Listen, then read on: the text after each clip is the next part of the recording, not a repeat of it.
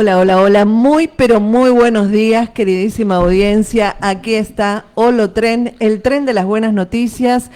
Quien les habla, Susana y Rossi, aquí con nuestras queridísimas Nancy Christensen y Lili Soto, en este día hermoso sábado, 9 de agosto, año 2025, en nuestra querida ciudad de Necochea, Necochea Quequén, unidas por el puente Hipólito Yrigoyen, con nuestra operadora allí en los controles, agradecidos que esté, Mari Rey, y bueno, disfrutando este día frío, pero bueno, ya está amaneciendo más temprano, así que estamos más contentos y bueno, más cerquita de la primavera. Bueno, aquí le damos la bienvenida a nuestras queridísimas amigas y compañeras de Holotren.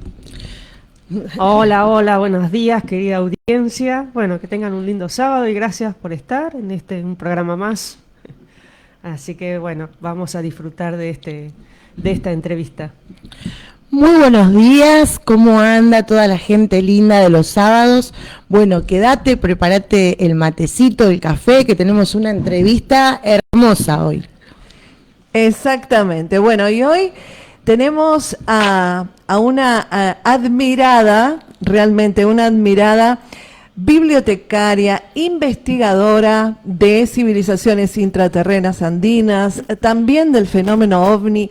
Tiene un currículum realmente larguísimo, porque además es escritora y también ella está muy vinculada con temáticas del esoterismo, ufología, ¿sí? Y mundos subterráneos.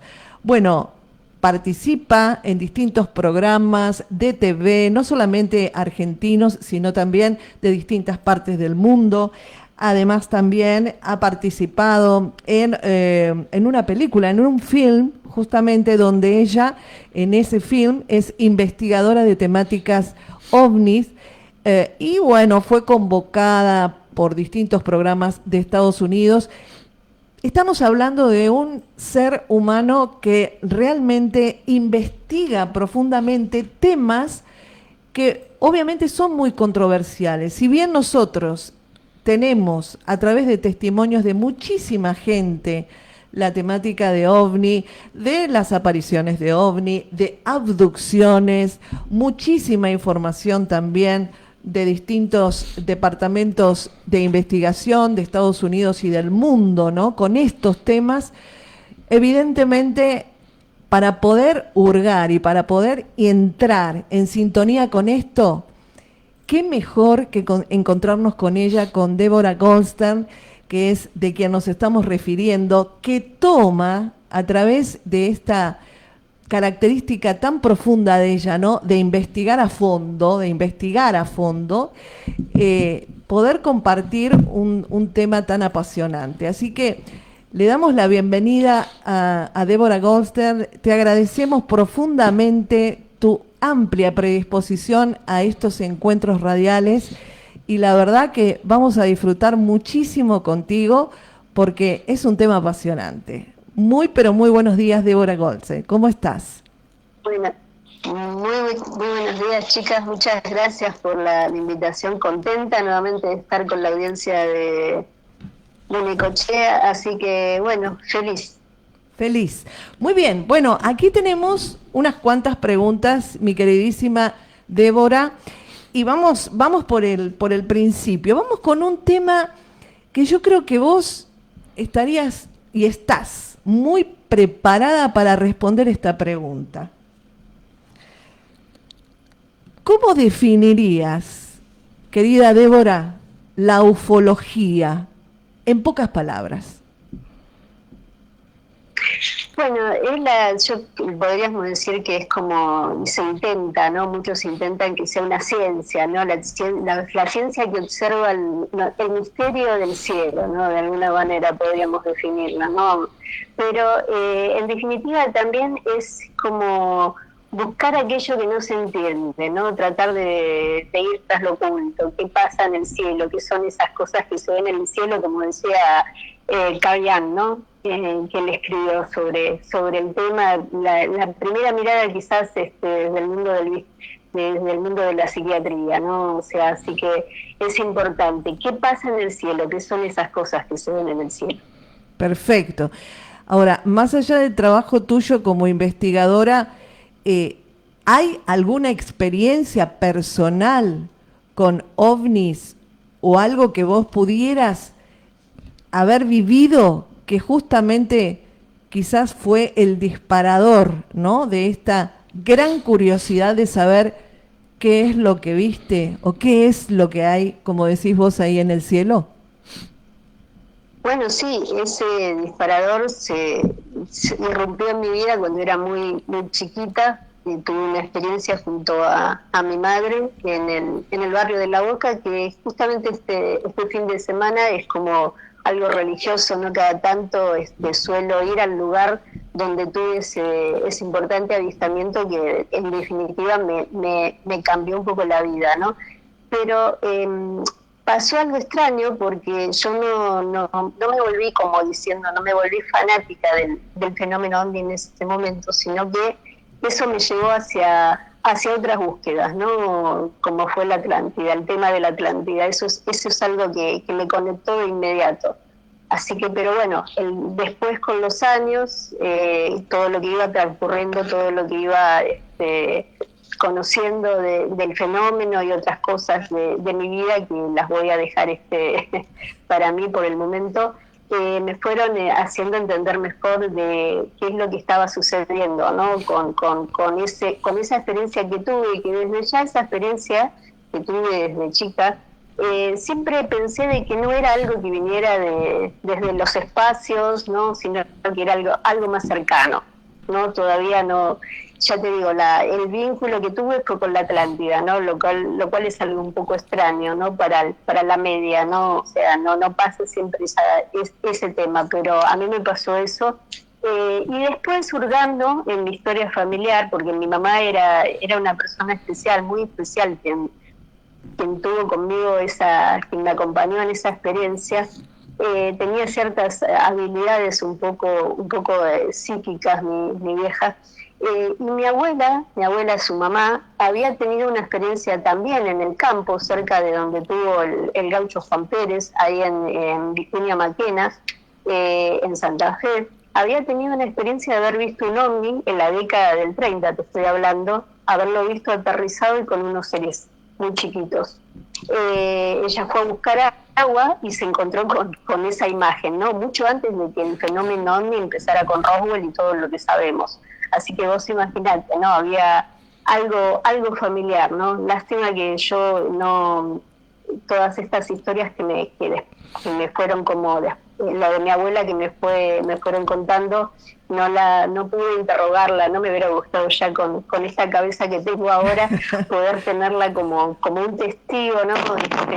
Que me dijera una experiencia realmente extraordinaria. Se la conté a mi amiga Andrea Simondini, que son esas experiencias, además de las primeras cuestiones del fenómeno, ¿no? Cómo empieza el fenómeno también en la Argentina, ¿no? Y mucho antes de la década que rompe todo, que es el año 47, con el caso no solo de Kenen Arnold, sino también un mes después con el caso Roswell. Perfecto. Cuando vos decís, tuve ahí una experiencia con mi madre en la zona de La Boca, mira, ¿cómo fue esa experiencia? ¿Qué fue lo que viste?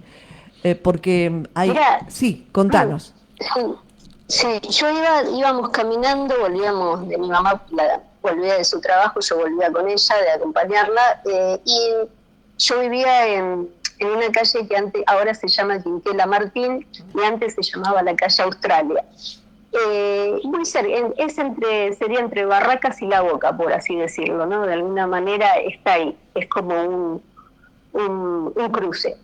Y yo vivía en un conventillo y bueno, íbamos yendo a mi casa. Es una calle muy tranquila, te diré, es ideal para cualquier tipo de cuestión que pueda aparecer.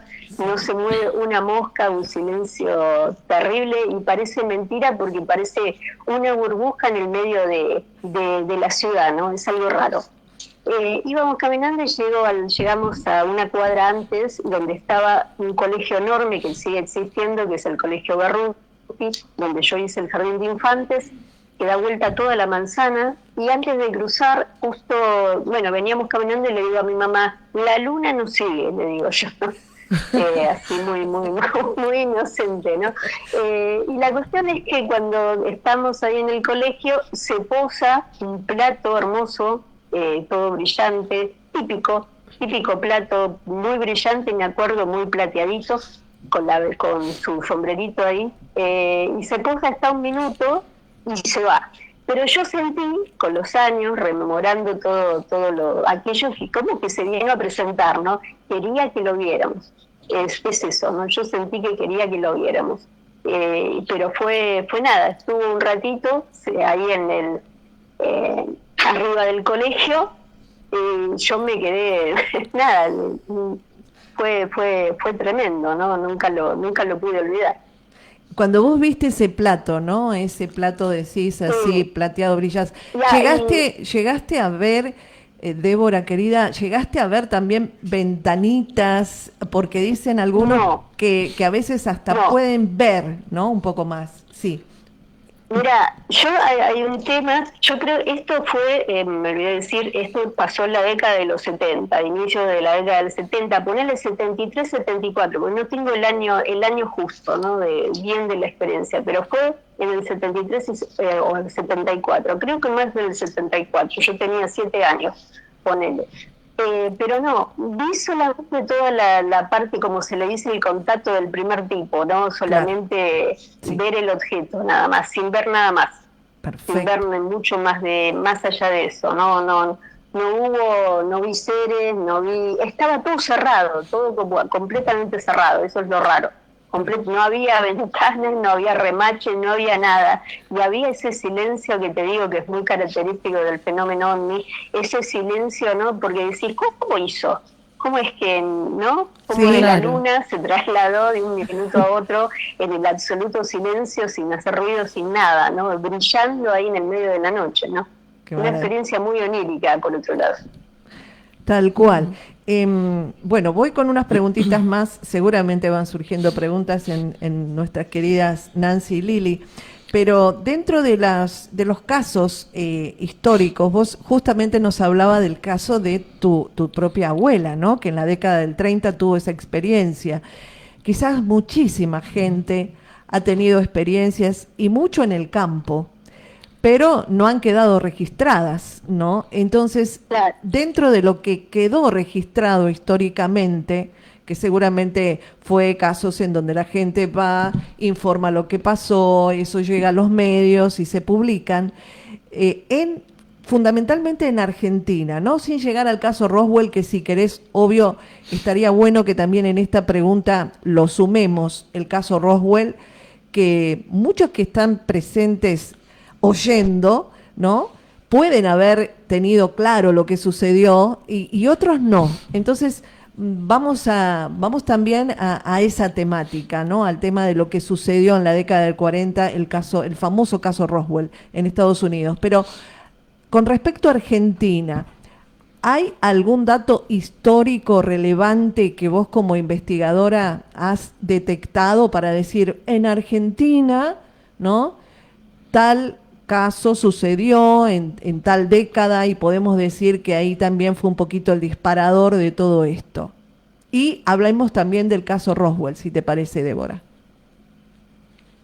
Mira, en Argentina hay muchos casos, se presentaron algunos casos interesantes, muchos de ellos también en las zonas rurales, ¿no? Hemos tenido muchos en las zonas rurales. Son casos siempre también un poco raros, ¿no? Como algunas interacciones que han costado un poco el tema del acercamiento, ha costado el tema de la salud para algunos de los protagonistas de esos incidentes. Pero creo que la mejor década de la Argentina es a partir de la década del 70 en adelante, ¿no? Con casos ya como el caso de la Florida, que ese es uno de mis casos favoritos, el año 78, 3 pescadores vieron un ovni descender y bajo un humanoide, y ese es un caso muy importante porque ahí tenemos, se registró una huella, los testigos, fue investigado por nada menos que Fabio Serpa. Tuvo lugar en la zona de San Luis. Este caso es en el año 78, también el mismo año que Juan Pérez después va a tener su experiencia. Por eso digo, ahí Argentina ahí es álgidamente tiene su cuestión más, para mí más importante con ese caso, que es el mejor registrado, ¿no? Otros investigadores tendrán coincidirán con otros casos, pero para mí ese es uno de los casos más interesantes de Argentina. Después tenemos mucho material fotográfico, pero que con la época no sabemos si algunas de esas tomas, como pasaba, ahora sí lo podemos saber, tener más claro de que muchas de esas fotografías o muchas de ese material a veces estaban como mal enfocados. Sí había ciertas cuestiones de las cámaras que a veces no tomaban bien, o sea, tenemos mucho material viejo, pero digamos que hay en los casos en sí, los casos digo más importantes ya tienen lugar a partir de la década del 70. Después de lo que decíamos, esto haciendo un paralelismo, porque hay que entender también que en el año 78, un año antes, había tenido lugar nada menos que una película muy importante, eso también hace al problema de los ovnis, ¿no? La influencia mediática, la influencia de la cultura, cómo lo va curando al fenómeno de alguna manera, y por eso nos confunde tanto. Un año antes, digo yo, se había estrenado Encuentros cercanos del tercer tipo, ¿no? Que es una película muy fuerte para la cultura ufológica, y da la casualidad que en Argentina en el 78 empiezan a darse también casos, como te digo, estos casos medio raros e importantes, ¿no? Así que bueno, yo siempre hago un paralelismo entre lo que va pasando culturalmente, cómo nos va afectando, y creo que bueno, el fenómeno también se nutre de eso, por eso es tan difícil de desentrañarlo. Así que bueno, hay que revisar para entender bien todos los casos de que se van dando en Argentina, qué pasaba culturalmente, si eso incide o no, si es un fenómeno externo, si el testigo ha tenido su experiencia natural sin estar influenciados por otras cosas. Bueno, eso siempre hay que ponerlo en la mesa, En mi caso, creo que, bueno, no sé cómo interpretar lo que me ocurrió, todavía estoy haciendo una larga búsqueda, ¿no? Pero bueno, en ese momento, en los 70, ya te digo, ¿no? Era también un momento cuando yo tuve mi experiencia, lo raro es que en la boca no hay causística de casos, y que se diera así tan urbano, no hay. Eso es raro, pero siempre hay que hacer el análisis completo de cómo fue todo lo ocurrido, ¿no? No se puede hacer una interpretación así literal, porque además de mucho del material publicado actualmente también debe ser revisado.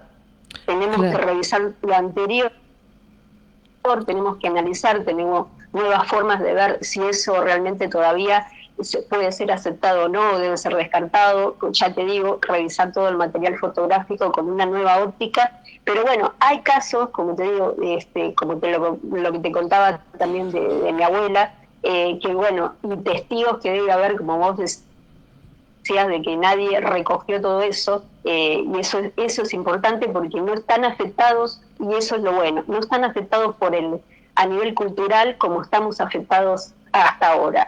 Entonces eso también habla mucho de cómo se mueve el fenómeno, ¿no? Que es un fenómeno, como le decimos en la jerga, un fenómeno inteligente, un fenómeno que interactúa con la conciencia también. Esa es una parte que también nos vemos afectados, y por eso siempre digo, es tan difícil un poco ir avanzando, ¿no? Ir avanzando en todo el problema que nos presenta. En cuanto al caso Roswell, voy a ir un poquito antes, que es el caso que empieza todo, que es el caso de Kenneth Arnold, que tiene sus avistamientos ahí en las cascadas californianas, en las montañas californianas, con 9 objetos que se le presentan. Y este caso para mí es más importante que incluso un poco que el de Roswell, y lo digo porque fue antes, unas semanas antes, el 24 de junio, una fecha muy, muy especial, a nivel oculto, ¿no? El inicio del equinoccio en el hemisferio norte, ¿no? Y que tiene que ver con esta cuestión un poco más simbólica, tiene lugar el 24 de junio, Roswell va a tener lugar el 2 de julio, unas semanas después. Pero ¿por qué marco el de Kenneth Arnold? Yo tuve la oportunidad hace 2 años de entrevistar a la nieta de Kenneth Arnold, que es el primer hombre que ve el ovnis en la era moderna, hay que decirlo. Él es el primero que cuenta su experiencia, este piloto que, como digo, iba volando haciendo un trabajo comercial, y se encuentran con estos nuevos objetos, ¿no? Y lo interesante que me contaba su nieta es que Kenneth sintió algo raro. Por eso digo, el fenómeno no lo podemos ascribir solamente como algo fenomenológico, algo que viene del espacio, sino que dijo que estos seres, según lo que le contó su padre, sentía como que estaban latiendo, que estaban vivos, ¿no? Eso es algo muy, muy importante, ¿no? Y estamos hablando del primer registro ovni de la era moderna, ¿no? Algo que latía, algo que estaba vivo, algo que estaba más allá como algo espiritual, lo contó él. Solamente que en su momento, bueno, fue algo que parecía más literal con todo, ¿no? Con todo lo que se describió posteriormente. Pero este nuevo registro de cómo sucedió este caso es importante porque, bueno, nos marca que tras este fenómeno no se lo puede suscribir solamente como un objeto, solamente que baja y que vemos que los tornillos y algo, ¿no? Algo metálico, sino que parece ser algo más híbrido, ¿no? Algo más que todavía no entendemos de por qué pasa como pasa, qué es lo que hay detrás de este fenómeno. Y después, bueno, viene el caso Roswell, que es algo ya más complejo, mucho más complejo. Cuando sucede el 2 de julio también de 1947, esa caída de ese ovni en el desierto de Nuevo México, ¿no? Que marca también el inicio de algo, ¿no?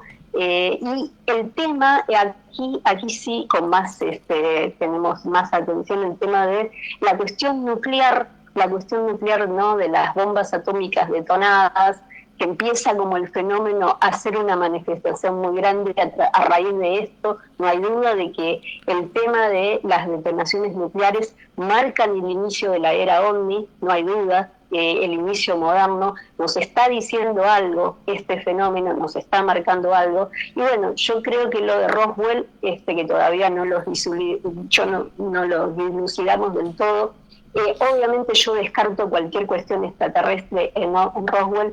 Sigo pensando que es algo cercano o es algo que se dejó caer, como digo yo, los ovnis que no se estrellan desde así nomás, sino que creo que muchos son estrellados a propósito. Esa es una teoría que yo tengo. Creo que el ovni dice, bueno, hay algo por ahí que dice, que desafía los poderes y dice, yo tengo esta nave, no tiene remache, no la podés abrir así nomás, no se puede manejar solamente, estas máquinas parecen responder a cierta cuestión psíquica de parte de nosotros, y a su vez ser como un híbrido. Por eso digo que es tan difícil todo esto. Estamos hablando de algo que trasciende a lo que nosotros podemos comprender. Yo veo el fenómeno Roswell como una forma, un koan cósmico, como se le puede llamar, ¿no? Algo que irrumpe y nos cambia un poco el paradigma que ha aceptado de lo que tenemos. Qué bueno toda esta info, porque estamos hablando aquí con Débora Goldstern. Este programa es Holotren, el tren de las buenas noticias, y aquí estamos Susana y quien habla, Nancy y Lili. Y bueno, vamos a que nuestras queridas compañeras, que seguramente con todo lo que has contado tienen sus dudas y sus preguntas, y así seguimos contigo disfrutando este encuentro que te digo que da para muchísimo. Es muy probable que tengamos otros encuentros con Débora, obviamente siempre dentro de sus posibilidades, porque hay muchísimo para poder seguir en esta temática que estamos hablando de contacto de primer tipo, que sería observar una nave, pero hay otros contactos, ¿no? Está el contacto de segundo tipo, está el contacto de tercer tipo. Y bueno, dentro del programa de Estamos en Contacto, yo le contaba aquí a mis amigas y compañeras, he tenido muchas entrevistas con esta temática, ¿no? Con investigadores, yo te conté, Carlos Vales, entre ellos, y la verdad que es apasionante ingresar en esto, por eso hay mucho más, por eso decíamos hay contacto de primer tipo, de segundo tipo, de tercer tipo, pero además hay como una percepción justamente en los encuentros que yo hacía con estos investigadores, de que hay un vínculo entre el observador y la experiencia que vive. Y eso es como que después de tanto tiempo de investigar, digamos, es una pseudo conclusión a la cual llegaron. O sea, ¿le pasa a cualquiera? Bueno, puntos suspensivos. No le pasa a cualquiera. Y hay un vínculo entre la conciencia de cada ser y la experiencia. Pero bueno, eso, como ellos dicen, como son de la misma manera que vos, muy cautelosos, muy profesionales, muy investigadores, no llegan a conclusiones concretas, solamente abren, ¿no? Abren esta posibilidad, como vos decís, que es mucho más que observar una experiencia o tener una experiencia. Hay una conexión muy profunda en el que conecta y en el que recibe todo esto, ¿no? Pero bueno, vamos con Nancy y vamos con Lili, ustedes dirán. Hola, muy buenos días, Débora. Lili Soto te habla. La verdad que escuchábamos atentamente. Nosotros por ahí, a diferencia de Susi, no tenemos tanta experiencia en el tema, pero se comprende muy bien lo que venís hablando. Y quiero hacerte una pregunta, si todo lo que ha sucedido, si existen regiones específicas dentro de Argentina que sean puntos calientes, recurrentes para todos estos fenómenos, ¿y a qué se le podría atribuir esa concentración? Mira, uno de los... ¿Qué tal, Liliana? Buenos días. Uno de los puntos, sin duda, que de más observaciones es sin duda Córdoba, ¿no? Con Capilla del Monte como epicentro a veces, ¿no? Córdoba, sin duda, nos ha traído mucha causística. Y en el caso de Capilla, y ahí, ¿por qué podría ser? Bueno, y ahí está el Cerro Uritorco, de alguna manera, y acá hablamos, ¿no?, de la concentración de energía, como bien decías, y el Cerro Uritorco está lleno de piedras, ¿no?, de piedras así magnéticas, ¿no?, de piedras especiales. Se sabe desde hace mucho una gran concentración de no sé si es silicio, si mal no recuerdo, que parece generar algo, ¿no? Parece ayudar a que estas ventanas, que podríamos decir que hacen que el fenómeno fluya de mejor manera, ayude a que el observador tenga más observaciones en esas zonas, ¿no? Esa es una de las cuestiones, ¿no? Podría ser una de las cuestiones, ¿no? El tema de los minerales, que no sabemos todavía bien cómo estos minerales influyen en que esto pueda hacer que la manifestación abra estos episodios de portales, ¿no?, que se le suelen llamar. Otra cosa interesante de ahí de Córdoba, que suele ocurrir, además, y que se habla muy, muy poco, es que al parecer hay como alteraciones temporales. Tengo testimonios registrados de gente que además ha observado luces, ha observado el fenómeno, pero además registra como alteraciones temporales, ¿no? Lo ha vivido personalmente. Y eso es muy interesante. Todo esto parece ser, por eso digo, es una zona, le digo yo, una zona caliente, ¿no? Una zona especial, específica. Después el fenómeno ya, obviamente puede tener otras variables dependiendo de de la cuestión geográfica, ¿no? Pero bueno, yo rescato la zona de Córdoba como una zona muy importante. Después, por ejemplo, hay algunos registros también en el norte de la Argentina, más la cuestión de San Luis, como digo, donde tuvo lugar el caso que comentaba, el caso de la Florida, en el año 78, de los 3 pescadores. Son lugares que, digamos, donde los casos más importantes han tenido lugar, o como el caso Pérez, que en ese momento, en el caso Pérez, estuvo el caso Pérez y se registraron 2 avistamientos más justamente en el mismo momento que el caso Pérez estaba teniendo lugar, lo cual habla, por eso digo, habla de, en este caso, Santa Fe, de lo importante que es, ¿no? Estas zonas donde parece haber más movimiento, ¿no? Pero bueno, para mí siempre es Córdoba, yo elijo Córdoba como una de las zonas calientes de Argentina. Y después también me llamaba un poco la curiosidad con respecto a todas tus investigaciones. ¿Alguna vez, o has observado características, patrones que sean como únicos, que caractericen a la zona de nuestro país, a nuestra geografía? Como eso, ¿qué diferencias podés encontrar entre toda la investigación que se hace en la Argentina con respecto a otros lugares? En realidad no hay tanta diferencia. Argentina siempre como ha tenido un vínculo muy especial para la investigación del fenómeno con los Estados Unidos, ¿no? Los Estados Unidos marca qué se debe investigar, cómo se debe investigar, ¿no?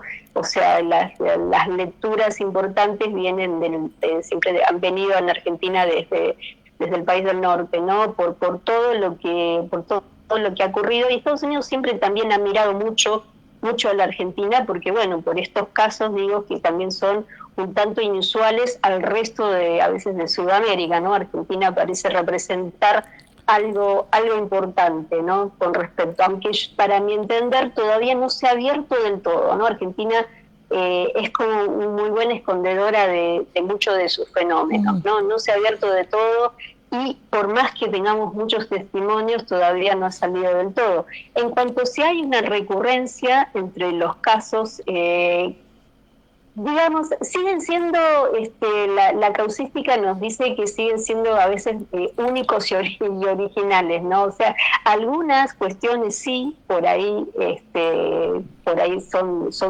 similares, pero en definitiva los casos, a mí me parece que siguen siendo cada uno. Y ahí entra el factor, ¿no? El factor del que contacta con el fenómeno, ¿no? Me parece que ahí estamos empezando a tener ciertas respuestas, ¿no? Cuánto del que contacta con el fenómeno, ¿no? Que ahora se le dice el contacto sónico, de alguna manera los iónicos, ¿no? Y que sería el antiguo contactado, ¿no? Que se abre a este fenómeno de alguna manera y puede tener una mirada muy especial, ¿no? Como lo que contaba de mi abuela o contaba de mi mamá, que tenían claro. Eso, ¿no? Quizás lo que ocurrió, volviendo a mi caso, tiene que ver un poco también con mi vieja, ¿no? Que tenía ese factor psíquico muy potente, ¿no? Y quizás mi abuela, lo habríamos heredado a mi abuela. Bueno, ahí tenemos que empezar a tallar esta cuestión de la conciencia que bien hablaba Susana y con cómo es su interacción con el fenómeno, ¿no? Me parece que ahí nosotros vamos a tener empezamos a tener quizás mayores datos de los que hasta el momento tenemos con respecto a las recurrencias o coincidencias que puedan existir. Y bueno, para hacerte la última pregunta, ¿cuál sería la diferencia entre, por ejemplo, una persona que tiene la experiencia y que puede contar como una historia, como por ahí te pasó a vos, y una adopción, está bien dicho, ¿no?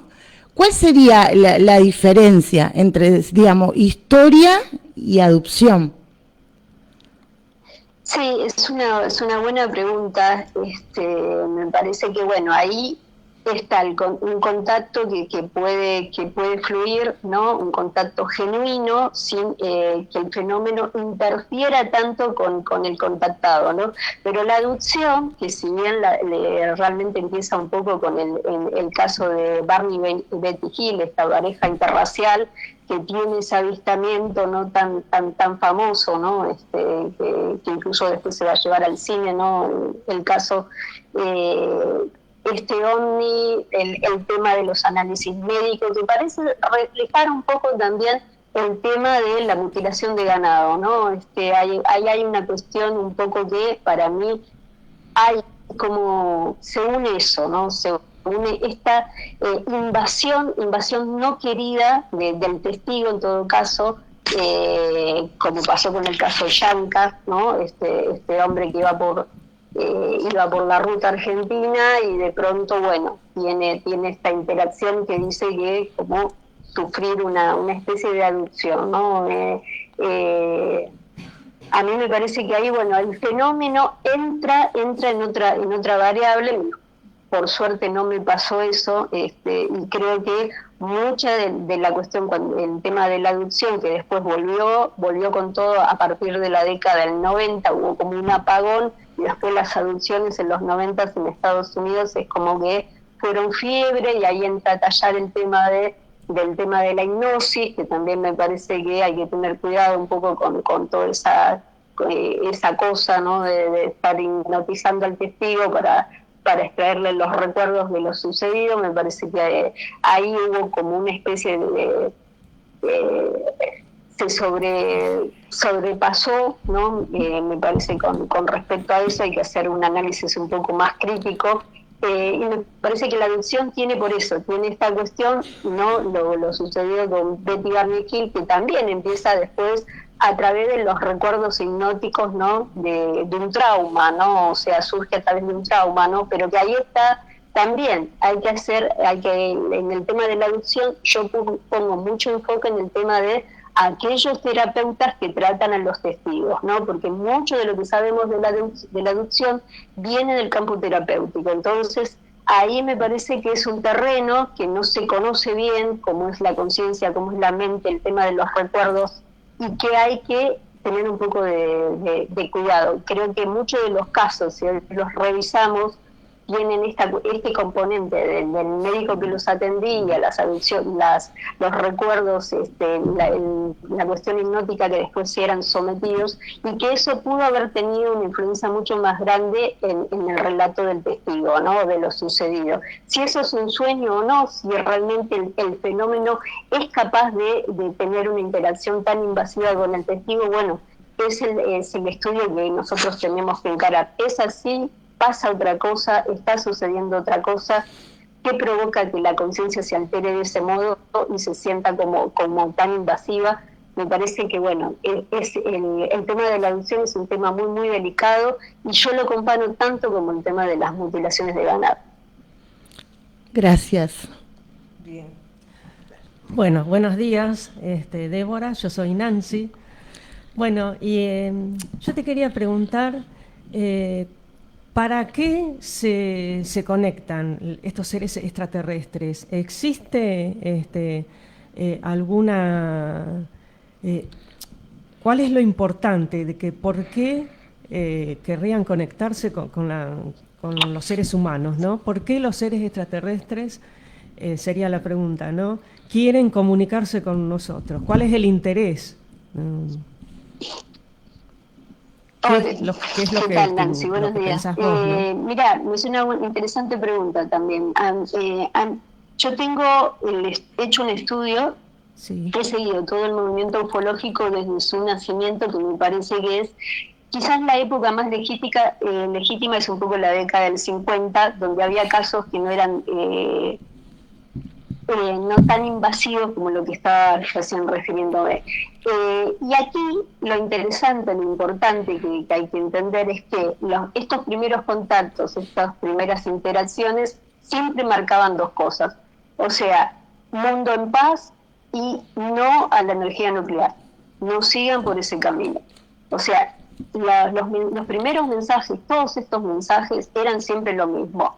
no, cuidado con el tema atómico, cuidado, el mundo entra en una faceta de que al parecer hizo que algo de eso que estabas diciendo, algo quizás de abajo, ponele, o lo que fuere, salir y empezar a decir, no, por ahí no, algo, las detonaciones atómicas obviamente abrieron un campo que todavía nosotros no tenemos idea de todo lo que eso ha generado, pero que algo nos empezamos a dar cuenta, y creo que bueno, todos los primeros contactados de la década del 50, que son base de mi estudio actual, especialmente surgidos en Estados Unidos, tienen ahí sí podemos ver un patrón en el caso de las comunicaciones, ¿no? Porque las comunicaciones siempre eran las mismas, no a la energía atómica, cuidado con eso, y que el mundo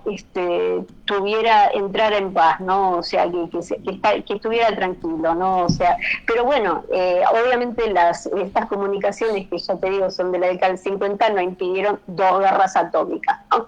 Teníamos interacción espiritual, pero al parecer este fenómeno para mí toma muchas formas, porque el fenómeno OVNI tiene mucho acercamiento al fenómeno del espiritismo, eso hay que decirlo, en alguna de sus facetas hay como un vínculo con el antiguo espiritismo, solamente que después se va como actualizando a la época, y por eso es lo que decía, el fenómeno es como que trasciende todo lo que nosotros creemos que es en un punto. Y entonces, pero las interacciones que parecían venir de algunos contactados, y que además estaba esta cuestión de trasvestirse y no decir de dónde realmente venían, ¿no? Decían, venimos de Venus, venimos de Marte, venimos de acá, y uno se pone a pensar y decir, pero si vienen de otro lado, si bien están viniendo del espacio, ¿por qué les va a molestar la energía atómica? Las explosiones atómicas, ¿a quién le va a molestar? Entonces, es más fácil, después uno va atando cabos de que esta cuestión, como yo le llamo, de una supuesta civilización separatista que para mí convive con nosotros, obviamente empezó a emerger en puntos también, y decir, cuidado, no nos tiren esto, cuidado con lo que están haciendo con las detonaciones, ya sea en los océanos, ya sea sobre la Tierra, ya sea donde sea, cuidado, porque obviamente a algo o a alguien afecta.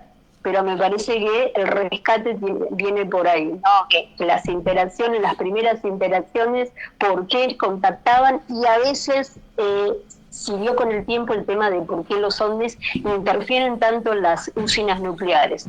Estamos llenos de casos ahí, llenos de casos de que van a interfieren en el manejo de las usinas nucleares, las han desactivado por completo, han desactivado armas por completo. Eso, bueno, nos está diciendo algo, ¿no? Hay como que la Tierra tiene como un guardián, llámese interno, llámese espiritual, hay un guardián que nos dice, no, por ahí el camino no es, cuidado, y porque en el pasado algo pudo haber sucedido que haga temer que esa cuestión se vuelva a repetir.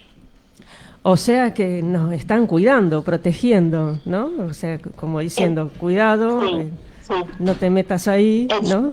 Exactamente. Claro. Uno lo puede llamar, cada uno lo verá diferente, una guía que viene del espacio, una guía que viene del interior de la Tierra, una guía que viene de los océanos, llamarlo como quieras, pero nos está el fenómeno, todos los casos que vengo estudiando, de los primeros contactados de la década del 50, incluso, mira, te voy a mencionar que es una entidad que genera mucho ruido, y que pude hacerme un estudio completo de ella, que es nada menos que Astar Sheran, toda esa entidad que tan fuerte dentro del mundo de los contactados. Y el Astar, porque Astar Sheran en realidad el primer nombre de él es Ashtar, la entidad se definió como Ashtar, ¿no? Se presentó como un comandante estelar que estaba ahí pululando por la Tierra, y bueno, pero en la década del 50 Ashtar entró muy fuerte en los Estados Unidos. Pero ¿cuál es el punto importante? ¿Qué decía Ashtar? Y hay hasta grabaciones, ¿no? De cuando él se corporizaba en otros y los otros lo canalizaban. Decía lo mismo: no, cuidado con el tema nuclear, no vamos a intervenir si la Tierra entra por ese camino, no cuida el medio ambiente, cuidado con el medio ambiente. O sea, el mensaje siempre es ese, ¿no? Y Ashtar, que digo yo, ¿no? Que el primer Ashtar, antes de llamarse Sheran, que eso vino después, pero el Ashtar puro, decía esas cosas, ¿no? Eso es importante rescatarlo, porque Ashtar Sheran, como después se conoce, aparece a partir de la década del 50. Bien, bien. Y después, otra pregunta que, bueno, como para reflexionar: ¿cómo se construye esta conciencia extraterrestre, ¿no? ¿Qué es lo que pensás vos, ¿no? Porque para llegar, el ser humano tiene que tener cierta evolución, ¿no es cierto? Como para que se construya esa conciencia extraterrestre y se logre esa conexión o esa comunicación del ser humano con el ser extraterrestre, ¿no es cierto? Mira, yo te voy a poner un ejemplo de que estoy terminando un trabajo, una investigación que voy a presentar en un libro que habla del tema hice un estudio del éter. Bueno, y en este estudio presento a los hombres que estuvieron investigando el éter. Uh-huh. Y el éter es una parte muy importante porque la física actual, debido a los descubrimientos de Einstein, ya estaría descartado, ¿no? Esta cuestión espiritual, o sea, vos fíjate, ¿no? O sea, todo lo que sea espiritual, con la venida de la relatabilidad presentada por Einstein, el tema del éter queda como no es, por ahí no es. Pero al parecer que todavía no es. Einstein dijo que si se descubría el éter, su teoría tenía que ser tirada tenía que ser, no, ya él mismo se iba a arrepentir también de lo que estaba diciendo. ¿Qué voy con esto? ¿Qué descubro yo? Descubro que los hombres que materializaban el éter era una cuestión individual. ¿Qué quiere decir? Que si nosotros queríamos transmitir cómo era extraer energía de la atmósfera para hacer funcionar cosas, para cambiar nuestra matriz energética, el hombre o la mujer que tuviera ese contacto con el éter tenía que cumplir ciertas características, y una de ellas era que